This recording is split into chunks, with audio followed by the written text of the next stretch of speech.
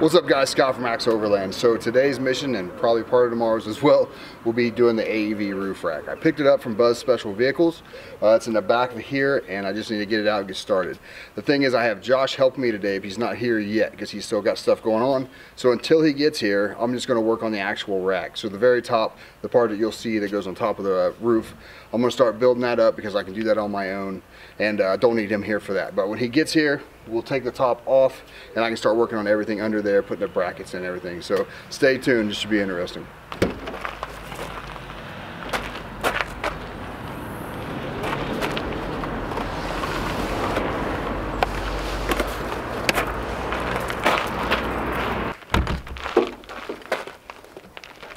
Alright, so here we go. We got the box inside. We're going to open it up and see what's inside. One thing I noticed straight away was it says Rhino Rack.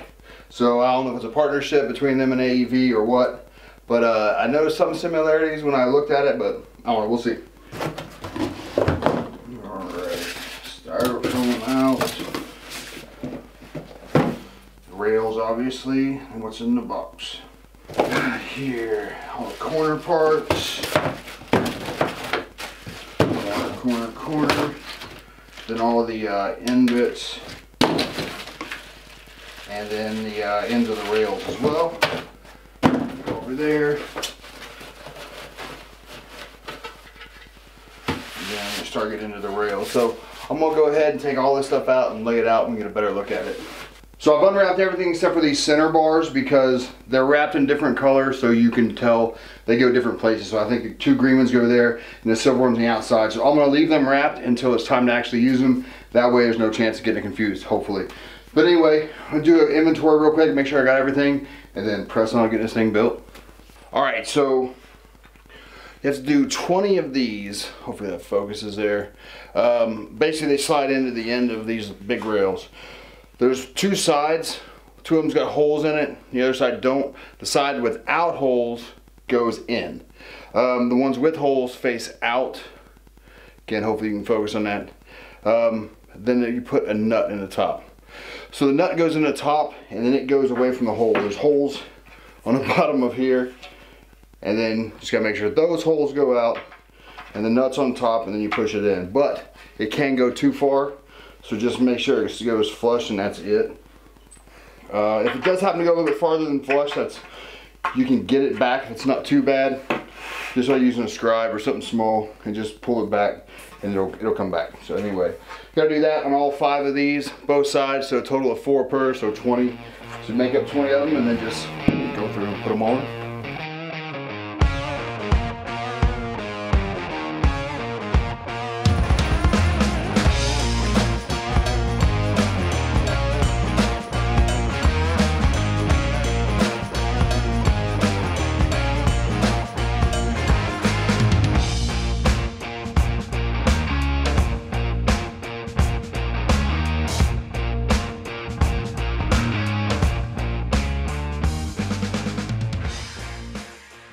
Alright, morning. So last night we had to wrap up because it was getting dark out. We ended up getting the brackets mounted inside the Jeep.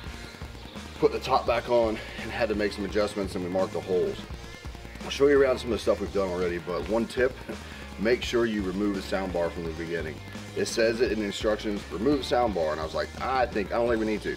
So we left it on there, and then when we put the roof rack back on, or when we put the top back on, we weren't able to get to the front holes. So we had to take a sound bar out completely and then mark the holes, and then now the sound bar is just laying in the back. So again, we'll take you around, show you what we've done so far, and then we'll get back to it and try to get this thing finished up. All right, so like I said, we had to take a sound bar out, so it's there on the floor.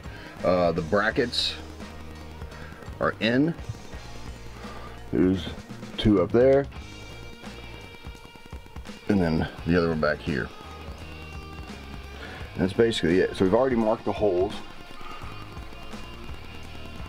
Mark the holes on all 4 brackets, 2 holes each. Disconnect the top. That's it. Anyway, so we're gonna get back to it, move the top back a little bit, drill the holes, and then see where we go from there. So here we go.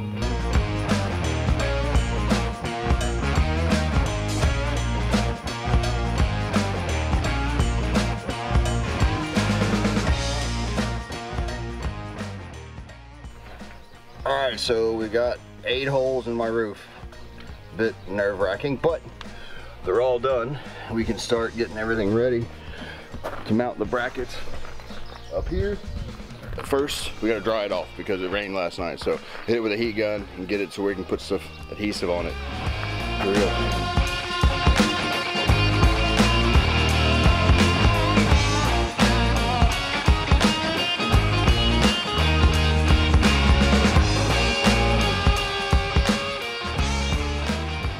All right, so there you go.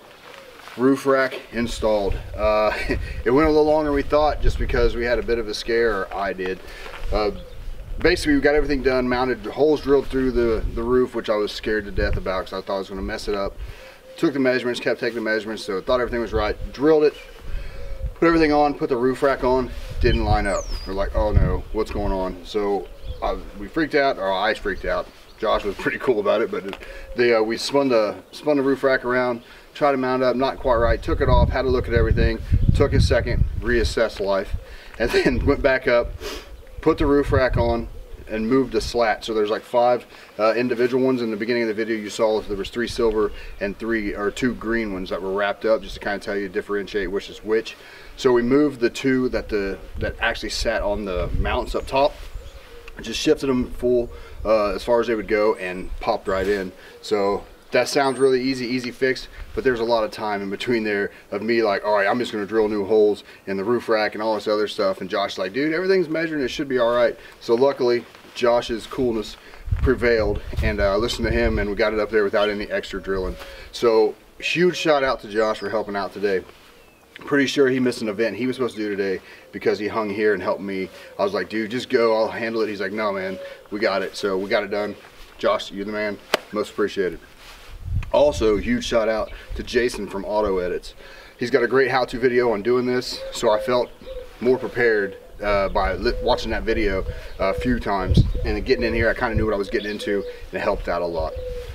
Something I mentioned earlier, it says take the speaker bar off, or the sound bar off. Me and Josh looked, we're like, dude, I don't see why we need to do that, everything's here. So we left it on. Come to find out, you need to take it off. So take the speaker bar or the sound bar off. Trust me, it's gonna make your life easier. But this thing's done. It's completely transformed it. I can't believe how much that a roof rack would change the look of my Jeep. It just blew me away. It looks taller, obviously, because it's got a roof rack on it, but it just looks completely different. I love it. But we're done, man. Huge shout out to Buzz Special Vehicles for providing this. I went down and picked it up from them.